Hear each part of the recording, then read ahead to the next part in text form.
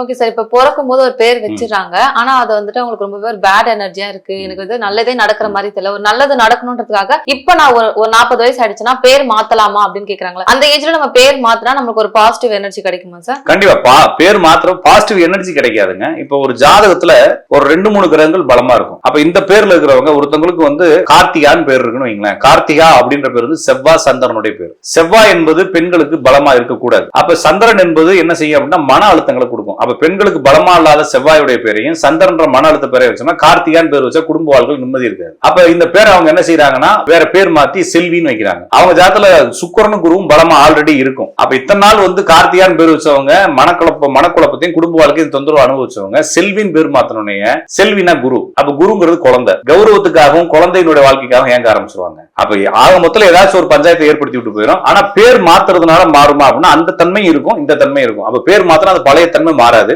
பழைய பிரச்சனை இருக்கும், புது தன்மையை சேர்ந்து வந்துடும். அது உங்க ஜாதத்துல இருந்தா தான் வரும். இல்லைன்னா ஜாதத்துல இல்லைன்னா பேர் மாத்த முடியாது. அப்ப எல்லாருமே பேர் மாத்திக்கலாமா? அதுவும் ஜாதத்துல இருக்கும். நீங்க ஈஸியா உங்களுக்கு எல்லாம் மாத்த முடியாது. அப்ப உங்களுடைய வாழ்க்கை மாறும்பொழுது பெயர்கள் மாறலாம். சிலருக்கு இயற்கையாவே மாறலாம். சிலருக்கு வந்து இன்சியில சொல்லி கூப்பிடுவாங்க. சிலர் வந்து ஒருத்தர் இப்போ அவர் வந்து என்ன பண்றாரு, 12th படிக்கிறாரு. 12th படிச்சுட்டு அவர் அப்படியே ஒரு காலேஜுக்கு போறாரு. காலேஜ் போயிட்டு அப்படி பண்றாரு, கல்யாணம் பண்ணிக்கிறாரு. வேலை இல்ல, என்ன செய்யறாருன்னா பெயிண்ட் அடிக்க ஆரம்பிச்சாரு. அவர் என்ன கூப்பிடுவாங்க இனிமேல்? ஒருவேளை அவர் பேர் வந்து கவிராயன் வச்சுக்கோங்களேன். அவர் இனிமேல் பெயிண்டர் கவிராயன் கூப்பிடுவாங்க.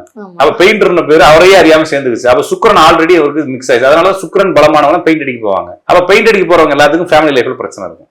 அப்ப எப்படியோ அவருக்கு எந்த பேராச்சும் வந்து அமைஞ்சுக்கும். இல்லன்னா இவராவே ஏதாச்சும் பேரை மாத்தி வச்சுக்குவாரு. சிலருக்கு பேர் மாத்தி வைக்கணும்ன்ற அவசியம் இல்லை. அதாவே என்ன பிரச்சனை இருந்தாலும் இருக்கும். ஜாதகத்துல அமைப்பு இருந்தா தான் பேர் மாத்த முடியும்.